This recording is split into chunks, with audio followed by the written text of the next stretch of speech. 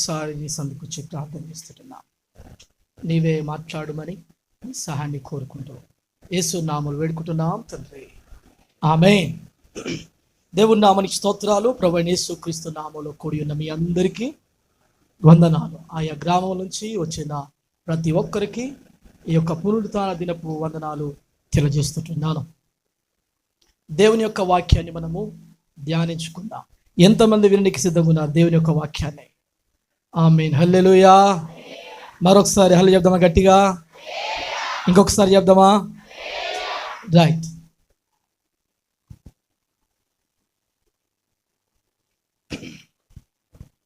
ఈ యొక్క సమయంలో దేవుని బిడ్డలారా, కొన్ని మాటలు మనం క్లుప్తంగా ఆలోచన చేద్దాం.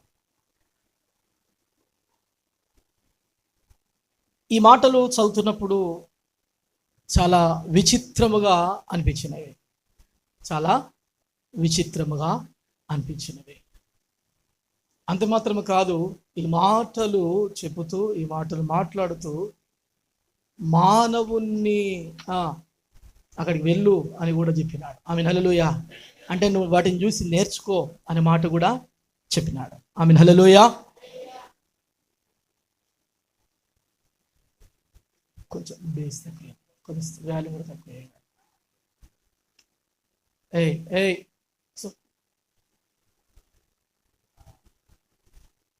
ఎవరు బయటకు లేచిపోవద్దు, ఇక్కడ కూడా ఎవరు బయటకు లేచిపోవద్దు, కూర్చోవాలి అంతే. సరేనా? Right, okay. స్తోత్రం. చూడండి, అక్కడ రాయబడిన మాట, భూమి మీద చిన్నవి 4 కలవు, అయినను అవి మిక్కిలి జ్ఞానము గలవి అని రాసిపెట్టినాడు. మిక్కిలి జ్ఞానము గలవి అని రాసిపెట్టినాడు. అందులో ఆ చిన్నవి చూడండి, ఒకటి చీమలు, రెండవది చిన్న కుందేళ్ళు, మిడతలు, బల్లి. తెలుసా ఇవన్నీ? చీమలు తెలుసా? తెలుసు. చిన్న కుందేళ్ళు తెలుసా మీకు? అసలు ఏమనుకుంటారు చిన్న కుందేళ్ళు అంటే మీరు? ర్యాబిటా?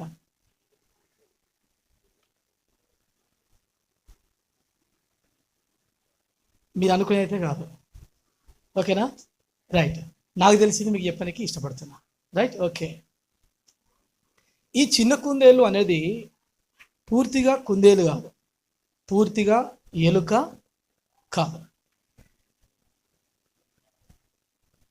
ఇది చాలా సున్నితమైనది ఈ చిన్న కుందేలు. కానీ దాన్ని దేవుడు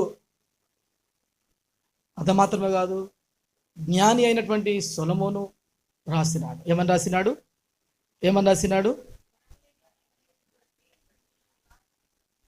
చూడండి,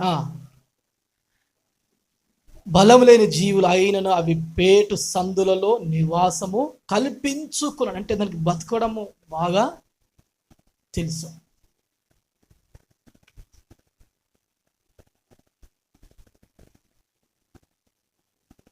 తర్వాత బల్లి. మనం ఎక్కడైనా ఇప్పుడైతే ఈడికి వచ్చినాక అయితే ఎన్ని చూస్తున్నాడో బల్లులు అయితే, ఇంట్లో ఏడ చూసినవే, రూమ్లో, ఆ చిన్న రూమ్ కదా, మీదికి చూసినవే, సైడ్కి చూసినవే, ఎటు చూసినవే కనపడతాయి. అంటే ఈ రీతిగా ఉన్నవి. చూడండి, వాటి గురించి మాట్లాడే మాట ఏంటంటే, అవి మిక్కిలి జ్ఞానము కలిగినవి అని చూస్తుంటున్నాం. ఈరోజున నేను మిక్కిలి జ్ఞానము కలిగినటువంటి చీమ గూర్చి మీకు నేను చెప్పాలని ఆశపడుతున్నాను కొన్ని నిమిషాలు, ఓకేనా? దేని గురించి చెప్పండి?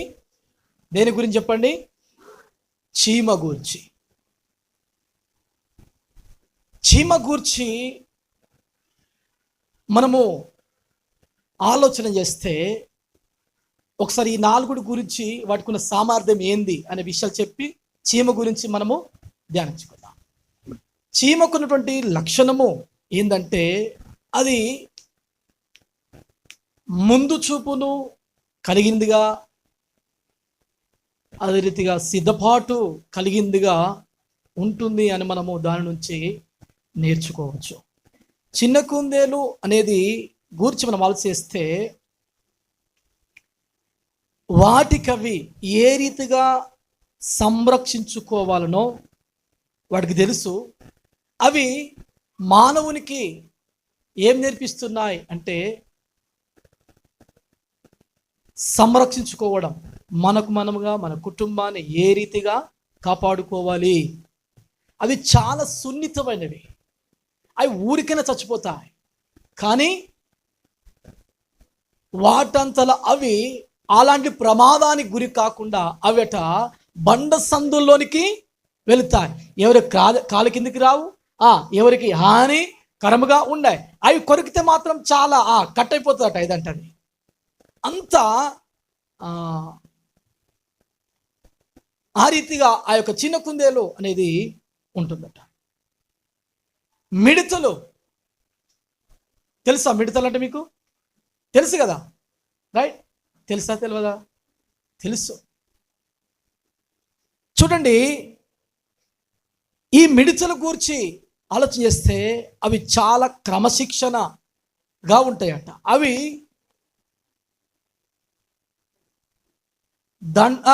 ఇట్లా దండెత్తి దండులుగా అనగా అవి ఒక విధమైనటువంటి క్రమశిక్షణగా అవి వెళుతూ ఉంటాయట. అంత మాత్రమే కాదు, ఆ మిడతలట ఒకదానికొకటి సహాయము చేసుకునే రీతులుగా ఉంటాయట. తర్వాత బల్లి సౌండ్ తక్కువనా ఎక్కువనా? ఎక్కువ. ఓకే, కొంచెం ఎక్కువ ఉంచాను అన్న. Right okay. చూడండి, ఈ యొక్క బల్లి ఎక్కడ ఏ ఇంటిలోనైనా ఉంటుంది. బల్లికున్నటువంటి లక్షణము ఏంది అంటే అది ఎక్కడున్నా, ఏ ప్రాంతంలో ఉన్నా, ఏ ప్రదేశంలో ఉన్నా, ఏ నివాసంలో ఉన్నా అది ఆ స్థలాన్ని దానికి అనుకూలముగా మార్చుకుంటుందంట. అర్థమవుతుందా? ఇల్లు గొప్ప కాదు, ఇల్లు మంచిది కాదు, అట్లా లేదట. అది ఆ ప్రాంతాన్ని, ఆ ప్రదేశాన్ని అది దానికి అనుకూలముగా మార్చుకుంటుంది. అంత మాత్రమే కాదు, అది పట్టుదలతో ఉంటుంది, అది ధైర్యముగా ఉంటుంది. రైట్ ఓకేనా? ఇవి మీకు దాని గురించి మనం ఆలోచన చేస్తే అవేందో మనకి అర్థమవుతుంది. ఓకేనా? నేను నేర్చుకున్నవి, నేను చదివింది నేను మీకు ఈ రోజున తెలియజేస్తున్నాను. ఆమేన్, హల్లెలూయా. రైట్. అయితే దేవుని బిడ్డలారా, ఈ 4 జీవులు కూడా వాటికున్నటువంటి ఆ యొక్క జీవితము ఎట్లయితుందో ఆ జీవితాన్ని దాటి కానీ, దానికి ఉన్న లక్షణాన్ని దాటి కానీ, దానికున్న సామర్థ్యము మరిచిపోదట. అది చాలా జ్ఞానముగా ఉంటాయట. ఆమేన్, హల్లెలూయా. అర్థమవుతుందా?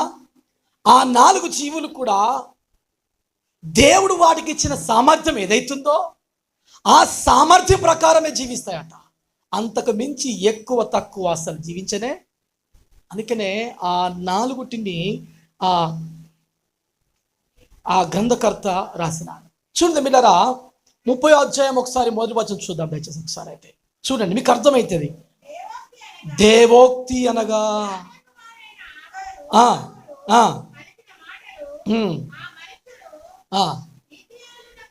చాలా చూడండి మిల్లరా, ఇది దేవోక్తి అట. అర్థమవుతుంది కదా ఏందంటే ఈ మాటలు? ఈ 30వ అధ్యాయము 31వ అధ్యాయము ఏంటంటే దేవోక్తి అనగా దేవుడు పలికించిన మాటలు. దేవుడు పలికించిన మాటలు ఏందట? చీమల గురించి రాసినాడు. ఇంకా దేని గురించి? చిన్న కూతల గురించి రాసినాడు, మిడతల గురించి రాసినాడు, బల్లి గురించి రాసినాడు. దేవులారా, బైబిల్ గ్రంథంలో సృష్టిలో జంతువులు కానీ ప్రాకుపురులు కానీ వాటిని గూర్చి మానవునికి గుణపాఠం వచ్చేటట్టు, మానవుడు నేర్చుకునేటట్టు చాలా విషయాలు మాట్లాడరా. మీకు తెలిసిన మాట, ఎద్దు తన కామందును ఎరుగును, గాడిద తన సొంత వాని దొడ్డుని తెలుసుకో. చూడండి, ఇవన్నీ కూడా మానవుడు తనకున్న సామర్థ్యాన్ని మరిచి జీవించినప్పుడు ఇవన్నీ కూడా ప్రవక్తల గ్రంథాలలో లేకపోతే ప్రవచన రీతులుగా, లేకపోతే దేవుడే స్వయంగా ప్రజలతో మాట్లాడేటువంటి మాటలు ఇవి కదా. ఒక మాట చూద్దాం. చూడండి, యోబు గ్రంథము 12వ అధ్యాయం 7వ వచనం. యోబు గ్రంథము 12వ అధ్యాయం 7వ వచనం. అయినను మృగములను విచారించుము, అవి నీకు బోధించును, ఆకాశ పక్షులను విచారించుము, అవి నీకు తెలియజేయును. చూడండి, యోబు గ్రంథం రాబడిన మాట ఏమనబడింది? మృగములను. Okay, praise the lord. Right వస్తుంది సౌండ్. Right, okay. చూడండి మిల్లరా, ఆయన మృగములను విచారించు, అవి నీకు బోధించును. ఏం చేస్తాడు? మృగముల గురించి మనం ఆలోచన చేస్తున్నట, విచారిస్తున్నట, అవి మనకు బోధిస్తాయట. ఆకాశ పక్షులను విచారించు, అవి నీకు తెలియచేయును కదా. ప్రతిది కూడా మానవునికి గుణపాఠము, మానవుడు నేర్చుకునే విధముగా, పక్షులైతేనేమి, జంతువులైతేనేమి, మృగములైతేనేమి, పశువులైతేనేమి, అవునా కదా. ఎద్దు తన కామందును ఎరుగును అని రాసిపెట్టినాడు, గాడిద తన సొంత వాని దొడ్డిని తెలుసుకొనును అని రాసిపెట్టినాడు. ఇర్మియా గ్రంథము 8వ అధ్యాయం 7వ వచనం రీతిగా రాయబడ్డవి. ఆకాశముల కెగురు సంగబుడి కొంగయైనను తన కాలమును ఎరుగును. దొరికిందా మీకు?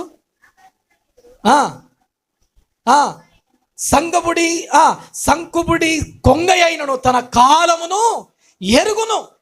ఇంకా అందుకు తెలిసిన మాటలు గుర్తు చేస్తాను, చూడండి దయచేసి.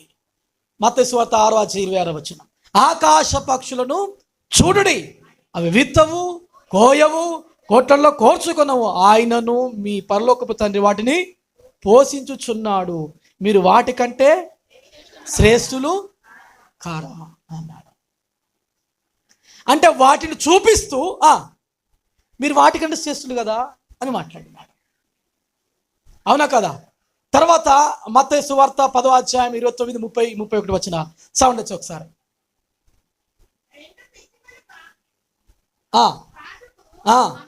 అమ్మబడును కదా, ఒక్కటైన నేలను పడదు.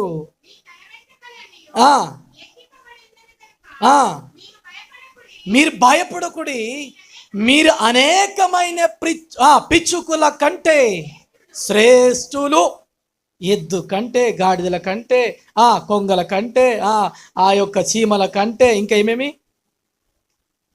4 చదువుకున్నాం కదా, చిన్న కుందేళ్ళు, మిడతలు, చెప్పండి. వాటన్నిటికంటే మీరు చాలా శ్రేష్ఠులు అని మాట్లాడినాడు. నిజమా కాదా? మనం శ్రేష్ఠులమేనా కాదా? అసలు మాట్లాడండి కొద్దిసేపు.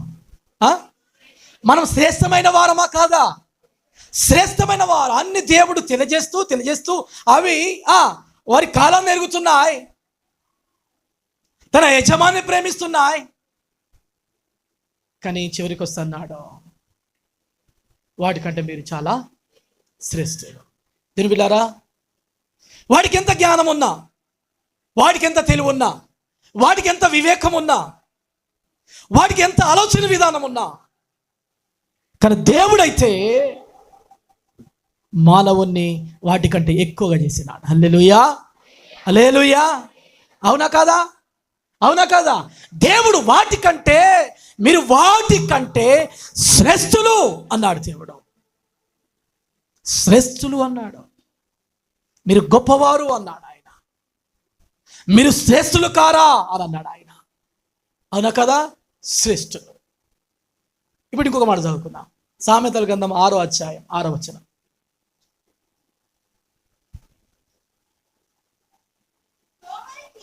సోమరి సీమల యొద్దకు వెళ్ళుము, వాటి నడతను కనిపెట్టి జ్ఞానము తెచ్చుకునము. జ్ఞానము తెచ్చుకునము. చదవండి ఇంకా. వాటికి న్యాయాధిపతి లేకున్నను, పై విచారణకర్త లేకున్నను, అధిపతి లేకున్నను, అవి వేసవి కాలమందు ఆహారం సిద్ధపరచుకొనును, కోత కాలమందు ధాన్యము కూర్చుకొనును. ఆమేన్, హల్లెలూయా. దేవుడు ఇప్పుడు మనుషులతో మాట్లాడుతున్నాడు.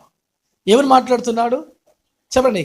సోమరి సీమల యొద్దకి వెళ్ళము, వాటి నడతలు కనిపెట్టుము, జ్ఞానము తెచ్చుకొనుము అంటున్నాడు. జ్ఞానం తెచ్చుకొనుము. మానవుడితో మాట్లాడుతున్నాడు. ఒక సోమరితో మాట్లాడుతున్న మానవుడు తనకున్న సామర్థ్యాన్ని మర్చిపోయినాడు. మరిచి ఒక సోమరిలాగా తిరుగుతున్నటువంటి సమయంలో, ఒక అజ్ఞానిగా తిరుగుతున్నటువంటి సమయంలో, ఎక్కడికి వెళ్ళాలో ఏమి చేయాలో, ఏ సమయంలో ఏమి చేయాలో తెలియని స్థితిలో ఉన్నప్పుడు దేవుడు మానవుడితో మాట్లాడుతున్నాడు. ఏమని మాట్లాడుతున్నాడు? సోమరి సీమల యొద్దకు వెళ్ళము, వాటి నడతలు కనిపెట్టి. ఏం చేయి? నడతలు కనిపెట్టి.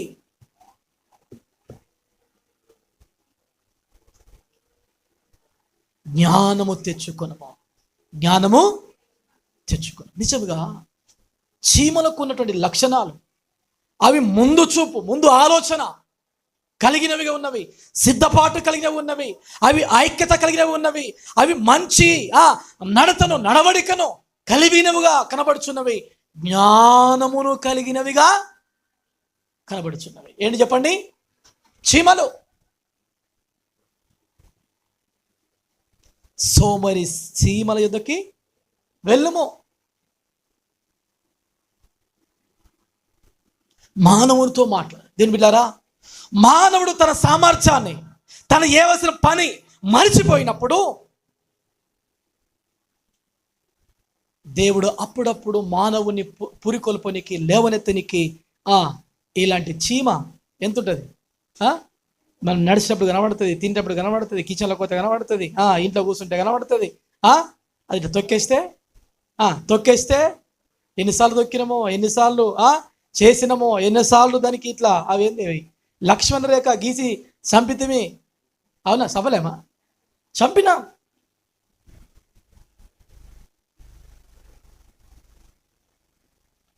కానీ వాటికి జ్ఞానం ఉందట, దాని యొక్క నడత బాగుందట.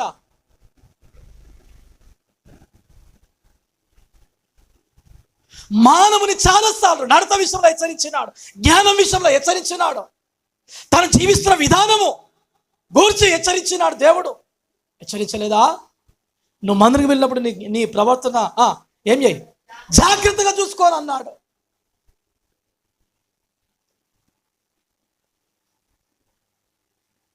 దీని బిడ్డరా, మన ఆత్మీయ జీవితంలో చీమలు ఏమి నేర్పిస్తున్నాయి అని ఆలోచన చేస్తే ముందు చూపు కలిగినవిగా ఉన్నవి, ముందు ఆలోచన. ఎట్లా బ్రతకాలి, ఏం చేయాలి, ఏంది అన్న ఆలోచన తనకుందట, సిద్ధపాటు కలిగిందిగా ఉన్నది. అందుకనే దాని గురించి చేయబడిన మాట, వేసవి కాలమందు ఆహారము అంటే దానికి ఏ కాలమో కూడా తెలుసు. కోత కాలమందు ధాన్యము కోత కాలం ఏందో తెలుసు, వేసవి కాలం ఏందో తెలుసు. వేసవి కాలం ఆహారము సిద్ధం చేసుకుంటున్నవి, కోత కాలమందు ధాన్యము కూర్చుకొనును. ఎంత జ్ఞానము దేవుడు వాటికి ఇచ్చినాడు చూడండి. ఇంత జ్ఞానము దేవుడు వాటికి ఇచ్చినాడు.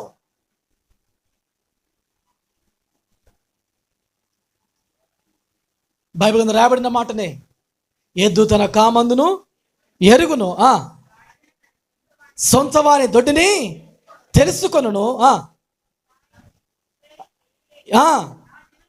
ఇశ్రాయేలుకు తెలియలేదు, నా జనులు యోచింపరు, పాపిష్టి జనమా, దోషభరితమైన ప్రజలారా, దుష్ట సంతానమా, చెరుపు చేయి పిల్లారా మీకు అంటే చూడండి, తెలివి లేదు అని అన్నాడు. ఇక్కడ ఏమన్నాడు చెప్పండి?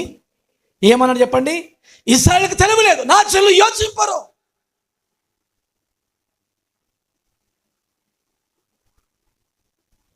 వాటి వాటి కాలముల ప్రకారము, వాటి వాటి కాలముల యందు అవి ఏమి చేయాలో అవి చేస్తూ ఉన్నాయి. అవునా కాదా? వేసవి కాలమందు ఆహారం సిద్ధం చేసుకుంటున్నావి, కోత కాలమందు ధాన్యము కూర్చుకొనును. ఈ రోజున మానవుడు తన కుటుంబంలో ఒక వ్యక్తి తన కుటుంబాన్ని సరిగా పోషించుకోలేకపోతున్నాడంటే తనకు జ్ఞానం లేనివాడుగా ఉన్నాడు. అంత మాత్రమే కాదు, అది ఒక పేరు పెట్టినాడు, దేవుడే సోమరి అని పెట్టినాడు. చెప్పండి, ఏమని పెట్టినాడు? సోమరి. ఏ కాలములో ఏమి చేయాలో, ఏ సమయంలో ఏమి చేయాలో తెలివనే. వాటిని చూసి నువ్వు నేర్చుకో అంటున్నాడు. చీమల యొద్దకి వెళ్ళు అన్నాడు. ఆమె హల్లెలూయా. ఎన్నోసార్లు నీకు కనబడ్డాయిగా చీమలు? ఎన్నోసార్లు నువ్వు చూస్తూ ఇప్పటికి చెప్పినా కదా, అవి ఎక్కడ పడితే అక్కడ మనకు కనబడుతుంటాయి.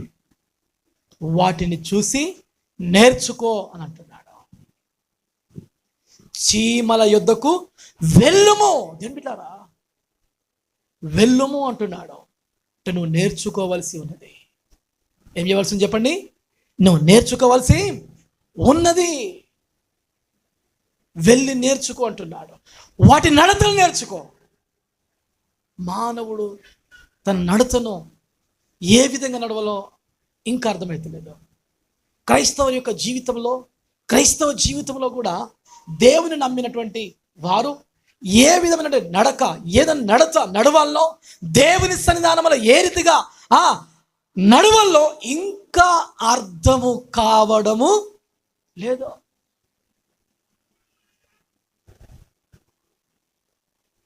ఏ మార్గంలో నడవాలి, ఏ మార్గంలో నడిస్తే బాగుంటుంది, ఏ మార్గంలో జీవిస్తే బాగుంటుంది అన్న సంగతి క్రైస్తవుడు మర్చిపోయినట.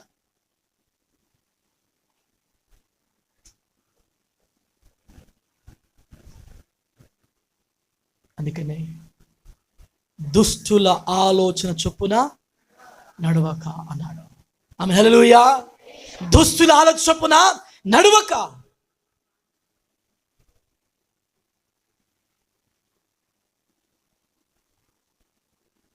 సోమరిగా ఉండి, సోమరిగా జీవిస్తూ, వాక్యాన్ని అర్థం చేసుకోకుండా ఉంటూ సోమరితనానికి అలవాటు పడి వాక్యాన్ని మరచి, దేవుని యొక్క మాటలు మరచి జీవించేవాడుగా ఉన్నాడు. ఆ రీతి జీవించినప్పుడు దుష్టుడు వాని జీవితంలో పనిచేసి వాడిని దుష్టత్వంలోనికి నడిపిస్తాడు. అవునా కాదా? అవునా కాదా? దుష్టత్వం నడిపిస్తాడు. కనుక దేవుని బిడ్డలారా, నడతను నేర్చుకొనుము.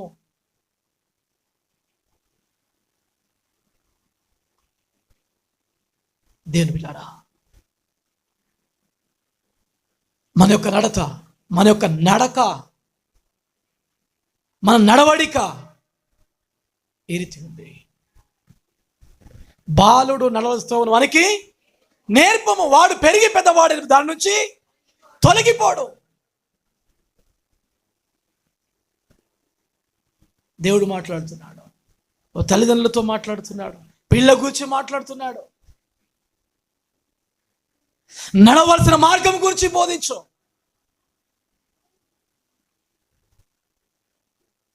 అని దేవుడు మాట్లాడుతున్నాడు. మన పిల్లలకు ఏ విధంగా నడవాలి అనేది ఖచ్చితంగా తల్లిదండ్రులుగా నేర్పించవలసిన అవసరత ఉన్నది. ఆమె హల్లెలూయా. మన పిల్లకు సరి అయినటువంటి మార్గాన్ని బోధించాలి, మార్గాన్ని తెలియచేయాలి. ఈ మార్గం మంచిది కాదు, ఈ మార్గము మంచిది, ఈ యొక్క మార్గం నడిస్తే ఇది నీకు మేలు అని తెలియచేయాలి. హల్లెలూయా, హల్లెలూయా. వాడు ఏం చేస్తే అది, వాడు ఎట్లా చేస్తే అట్లా నువ్వు చూసుకుంటూ, నువ్వు గద్దించకుండా ఒకవేళ ఉంటే వాడు ఎప్పుడు సరి చేయబడతాడు, వాడు ఎప్పుడు దిద్దుకుంటాడు. ఆమె హల్లెలూయా. వాడి నడతను సరి చేయవలసిన బాధ్యత ఆ తల్లిదండ్రుల మీద ఉన్నది. నడక సరిగా నడలేమనుకోండి, మన ప్రవర్తన సరిగా లేదనుకోండి, మన మాట సరిగా ఉంటే వాడు నడక యూడు అని అంటారు కదా, అంటారా అనరా? అంటే ఆ జీవితంలో మార్పు లేనప్పుడు నడకను ప్రశ్నిస్తుంటారు. పాపం వల్ల పరిగెడుతున్నప్పుడు నడకను ప్రశ్నిస్తుంటారు, నడకను చూస్తూ ఉంటారు.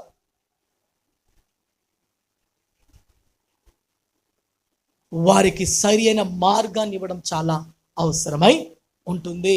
ఆమె హల్లెలూయా.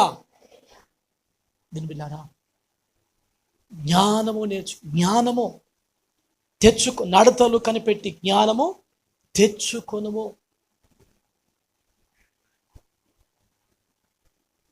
అంత మాత్రమే కాదు. దీని బిడ్డారా, ఎట్లయితే మన పిల్లల విషయంలో దేవుడు మాట్లాడుతున్నాడో, సంఘ విషయంలో కూడా దేవుడు అదే మాట్లాడుతున్నాడు. నిద్రించుచున్నా నీవు మేల్కొని. సోదరు ఎవరన్నా దయచేసి ఎఫెసీయుల పత్రిక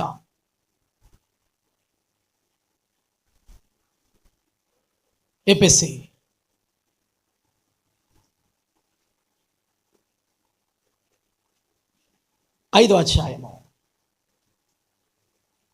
14వ వచనం.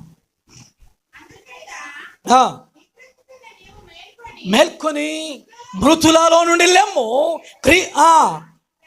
ప్రకాశించిన ఆయన చెప్పుచున్నాడు. దినములు చెడ్డవి కనుక మీరు సమయం పోనీయక సద్వినగా చేసుకొనుసు, అజ్ఞానుల వలె కాక జ్ఞానుల వలె నడుచుకొనుడి.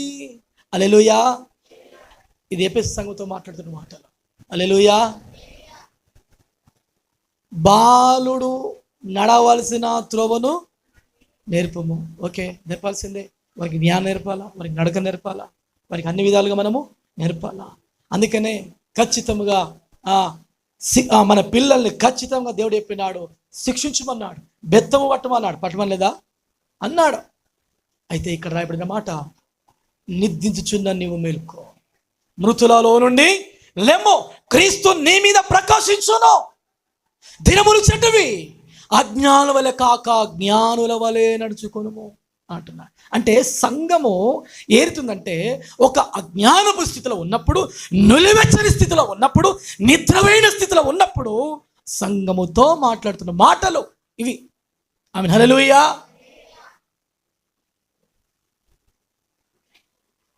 చీమల యొక్క నడత బాగుంది, చీమలకు జ్ఞానం బాగుంది.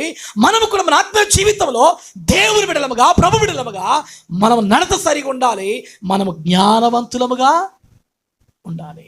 ఆమె హల్లెలూయా. అజ్ఞానుల వలె కాక జ్ఞానుల వలె నడుచుకొనుడి.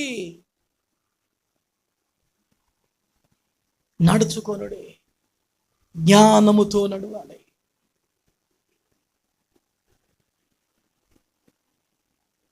సోమరి సీమల యొద్దకి వెళ్ళము అన్నాడు. చూడండి బ్రదా, మానవుని యొక్క జీవితంలో మానవుని గురించి ఆలోచిద్దాం, చీమల గురించి ఆలోచిస్తే ఇక్కడ రాయబడిన మాట, వాటికి న్యాయాధిపతి లేడు, న్యాయము తీర్చేవాడే లేడు. న్యాయం ఎప్పుడు తీరవాలి చెప్పండి? న్యాయం అనేది ఎప్పుడు అంటే కోరుకుంటారు? అన్యాయం ఎవరు అంటే ఒక ఇతర వ్యక్తి వలన ఏదైనా జరిగినప్పుడు అప్పుడు న్యాయాధిపతి, జడ్జి, లాయర్, ఇవన్నీ వీళ్ళందరూ కూడా అవసరం. వీరికి ఎవరు లేరట. అంటే వాటి మధ్యలో ఎలాంటి గొడవలు అనేటివి లేవు. ఏం లేవు చెప్పండి? న్యాయాధిపతి లేడు అంటే ఇవి తప్పు చేయనివి, పొరపాటు చేయనివి, వాటి మధ్యలో ఎలాంటి పొరపాట్లు, ఎలాంటి తప్పిదములు, ఎలాంటి మనసు పరదాలు అసలు లేనే లేవు. వాటికి న్యాయాధిపతి లేకున్నను. చూడండి, అవి ఒకరి చేత చెప్పించుకున్నటివి కావు. ఒకరి చేత ఒకదాని చేత అవి చెప్పించుకునేటివి కావు.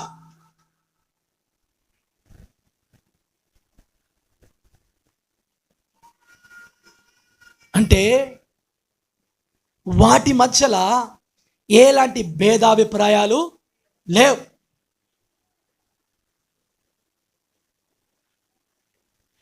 విచారణకర్త లేడు.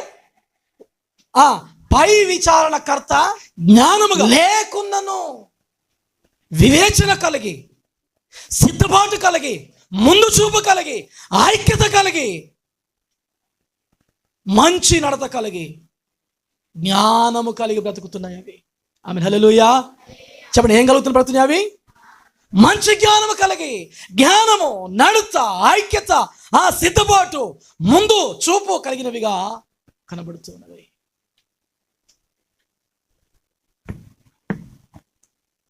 దేవుని బిడ్డలారా, ఈరోజు మన ఆత్మీయ జీవితంలో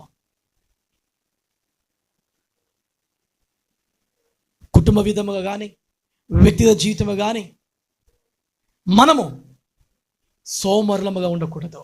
ఆమేన్ హల్లెలూయా హల్లెలూయా. సోమరులం మనము ఉండకూడదు. జ్ఞానం కలిగిన వ్యక్తులం ఉండాలి, మంచి నడవడిక కలిగిన వ్యక్తులం ఉండాలి, ఐక్యత కలిగిన వ్యక్తులం మనం ఉండాలి, సిద్ధపాటు కలిగిన వ్యక్తులముగా మనం ఉండాలి, ముందు చూపు కలిగిన వ్యక్తులముగా మనం ఉండాలి. ఆ రీతిగా మనం ఉండాలి. అందులో క్రైస్తవులుగా ఉన్న మనము చాలా చాలా జాగ్రత్తగా ఉండాలి. లేకపోతే సోమరి సీమల యొద్దకి వెళ్ళము. న్యాయాధిపతి లేడు, విచారణకర్త లేడు, అధిపతి లేడు, కానీ జ్ఞానము కలిగి నడుచుకుంటున్నాయి.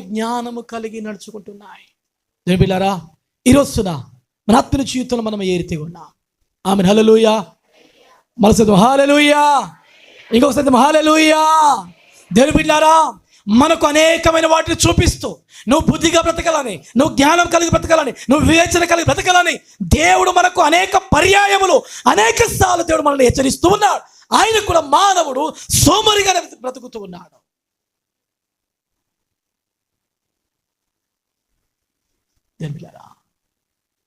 దేవుడు మనతో మాట్లాడుతున్నాడు. ఎట్లా జీవించాలో, ఎట్లా బ్రతకాలో దేవుడు మనతో మాట్లాడు. చీమలను చూపిస్తూ ఉన్నాడు. ఆమేన్ హల్లెలూయా హల్లెలూయా. చీమలకు జ్ఞానం ఉందట, నడత బాగుందట, సిద్ధపాటు కలిగినవిగా ఉన్నది. మనం ఏ రీతిగా ఉన్నాం? మనం ఎక్కడ నడుస్తున్నాం? ఏ రీతిగా ఉన్నాం? జ్ఞానము కలిగి మనం ఉన్నామా? ఒకసారి మనము ఆలోచన చేయవలసిన వారమే. వేసవి కాలం ఏందో తెలుసు, కోతకాలం ఏందో తెలుసు. ఒకవేళ మనం పనిచేసే తరం ఇంత సపరేట్ అనుకున్నాం అనుకో, తీరి మన కథ, మన పొలం ఏమైపోతుంది? అవునా కదా? మన కుటుంబం ఏమైపోతుంది? మన పిల్లలు ఏమైపోతారు? ఎప్పుడైనా మన పిల్లల గురించి, మన కుటుంబాన్ని గురించి మనం ఆలోచన చేస్తున్నామా? మనము సోమరులాగా ఉంటే, మనం వివేకం లేకుండా ఉంటే, మనం జ్ఞానం లేకుండా ఉంటే, మన నడత సరిగా లేకుండా ఉంటే, మన పిల్లలు, మన భార్య, మన కుటుంబము రోడ్డు మీదకి వచ్చేస్తుంది, అవమానాల పాలవుతుంది. నువ్వు సరిగా లేకపోతే, ఒక యజమానునిగా, కుటుంబంలో నాయకునిగా నువ్వు సరిగా లేకపోతే, నీకున్న సామర్థ్యాన్ని మరిచి నువ్వు జీవిస్తే,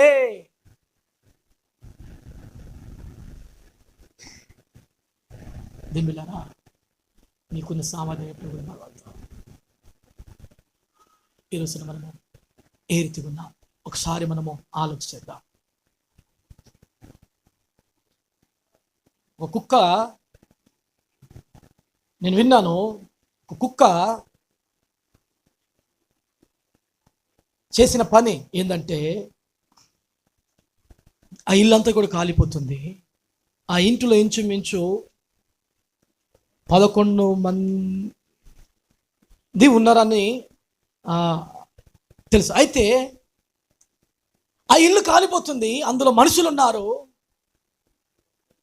ఎట్లన చేసి ఆ మనుషులను కాపాడుకోవాలన్నది కుక్క ఆలోచన. అది ఇల్లు కాలుతుంది, కుక్క అరవడం ప్రారంభించింది. చెప్పండి, ఏం చేయడం ప్రారంభించింది? అరవడం ప్రారంభించింది. ఆ అరుపుకు అందులో ఉన్న వారందరూ కూడా బయటకి వచ్చేసినారు. మళ్ళీ కుక్క అరుచుకుంటూ, అప్పటికి ఎక్కువ కాలిపోతుంది, అంత పొగ చుట్టుకుంది, అయిన కుక్క అరుచుకుంటూ లోపలికి వెళ్ళిపోయింది. ఆ లోనికి వెళ్ళి కూడా అరుచుకుంటూ అది కాలిపోయి చచ్చిపోయింది. బయటకు వెళ్ళిన 11 మంది ఆలోచన చేస్తున్నారు,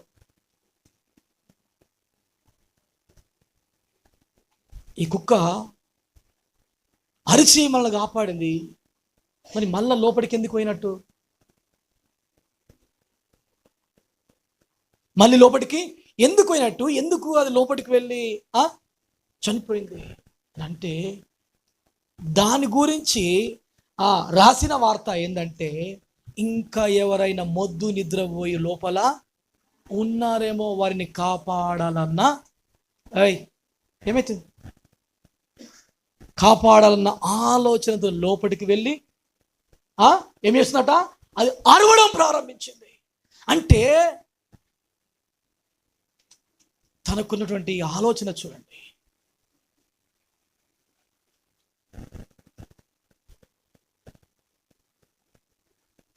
దానికి వార్త రాసినారు, దాని గురించి, కుక్క గురించి రాసినారు, ఆలోచన చేసినారు. ఇంతమందిని కాపాడింది, మళ్ళీ ఎందుకు చచ్చిపోయింది అది అని ఆలోచన చేస్తే, ఆలోచన తేలిన వార్త ఏంటంటే, ఇంకా ఎవరైనా లోన ఉన్నారేమో.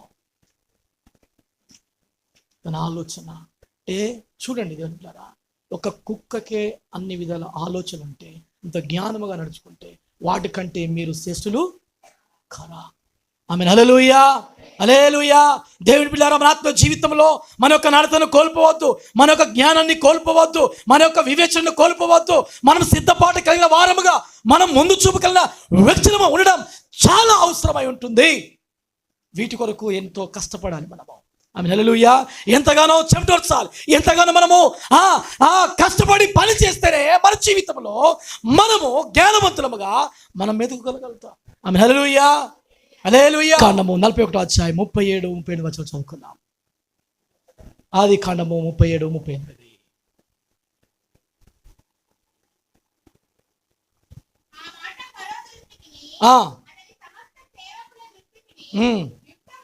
యుక్తమై ఉండని గనుక అతడు తన సేవకులను చూచి, ఇతని వల్ల దేవుని ఆత్మగల మనుషుని కనుగొనగలమా అని అనెను.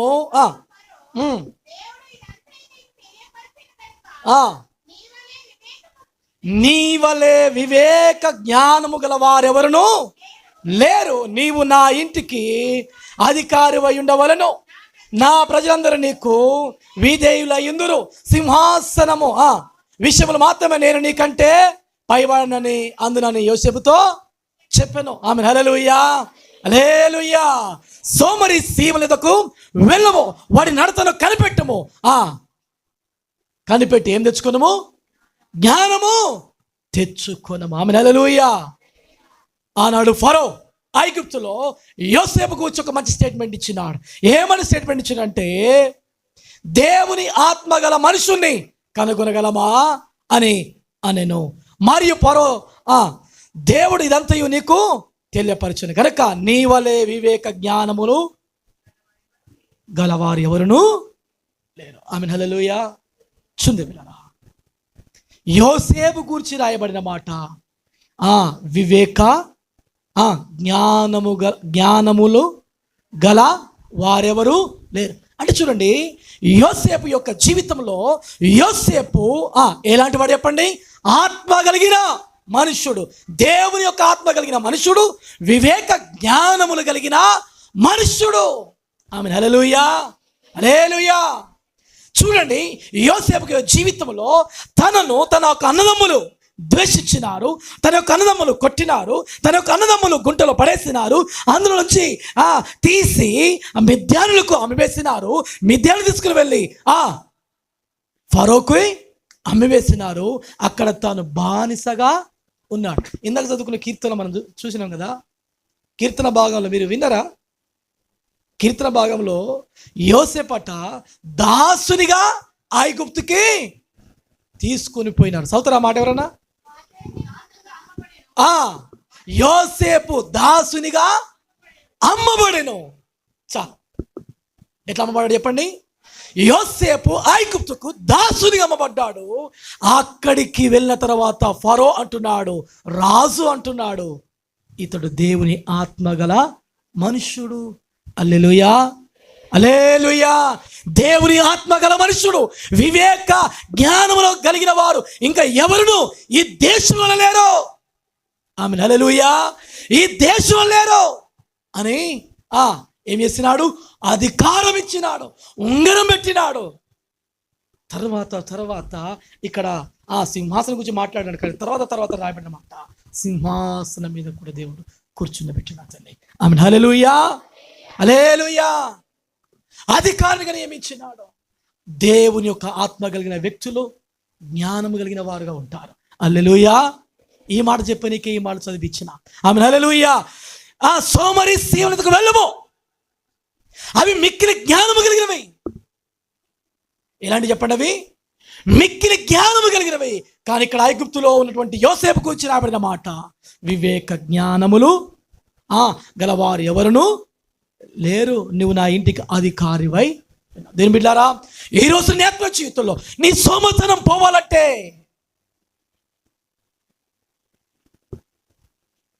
నువ్వు దేవుని యొక్క ఆత్మను కలిగిన వ్యక్తిగా నీవు ఉండాలి. హల్లెలూయా. దేవుని నీ జీవితంలో కష్ట నష్టంలో నీ జీవితంలో వచ్చినా నువ్వు వాటిని భరిస్తూ నీ ఆత్మీయ స్థితిని కాపాడుకుంటూ నువ్వు ఏ పొరపాటు ఏ తప్పిదములు చేయక ఏ పాపము చేయక నీవు దేవుని కొరకు ఎప్పుడైతే జీవిస్తావో నువ్వు దేవుని యొక్క ఆత్మ కలిగిన మనుషుడవు అవుతున్నావు. అంత మాత్రమే కాదు, ప్రజల దృష్టికి నువ్వు వివేకము జ్ఞానము కలిగిన వ్యక్తివి అవుతున్నావు. ఆమేన్, హల్లెలూయా. నీవు మామూలు వ్యక్తివి కావు. దేవుడు నిన్ను గొప్ప వ్యక్తిగా చేసినాడు. దేవుడు నీకు ఉన్నతమైన స్థితిని ఇచ్చినాడు. హల్లెలూయా. బైబిల్ రాబడిన మాట, ఆదాముకు అధికారం ఇచ్చినాడు.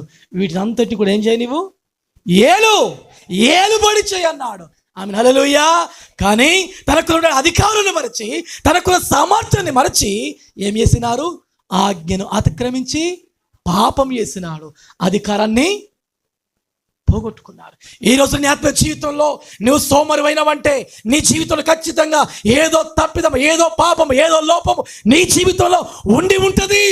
ఆ పాపాన్ని గుర్తెరిగి దేవుని దగ్గర నీ తప్పిదాన్ని, నీ పాపాన్ని నువ్వేం చేయి? ఒప్పుకో.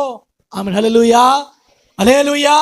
అప్పుడు నువ్వు దేవుని ఆత్మ కలిగిన మనుషుడు అవుతున్నావు. వివేక జ్ఞానము కలిగిన మనుషుడవు అవుతున్నావు. ఆమేన్, హల్లెలూయా.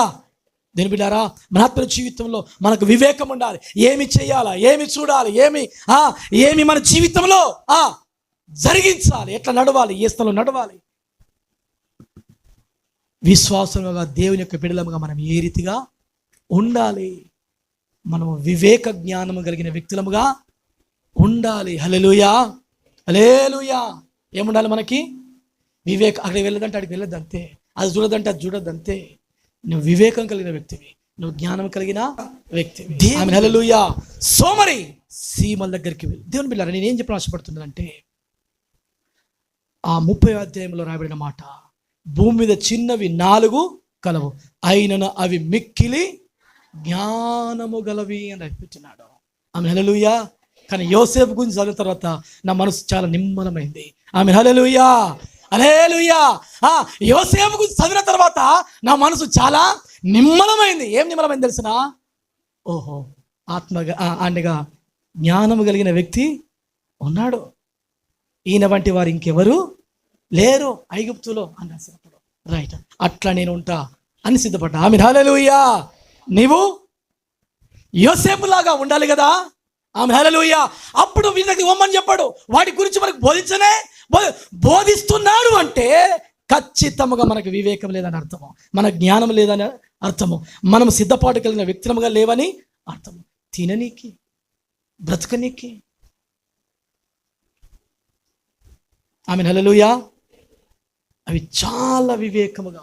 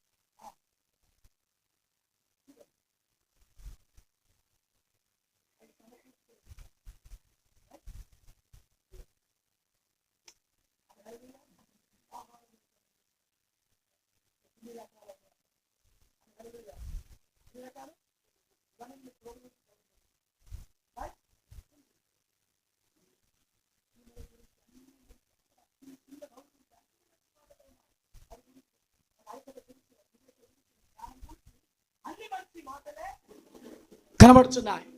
మీరు కొట్టండి, మీకు వస్తుంది. చీమ గురించి మీరు కొట్టండి. కొడితే దాని గురించి ఏమేమి ఉన్నాయో అన్నీ రాసి పెట్టినాడు. ఇది బైబిల్ సంబంధించింది ఏం కాదు, జనరల్. ఆమె హల్లెలూయా. అయితే దేవులారా, ఈ రోజున మనం ఎంచుకున్నాం, మన ఆత్మీయ జీవితం ఎంచుకుంది.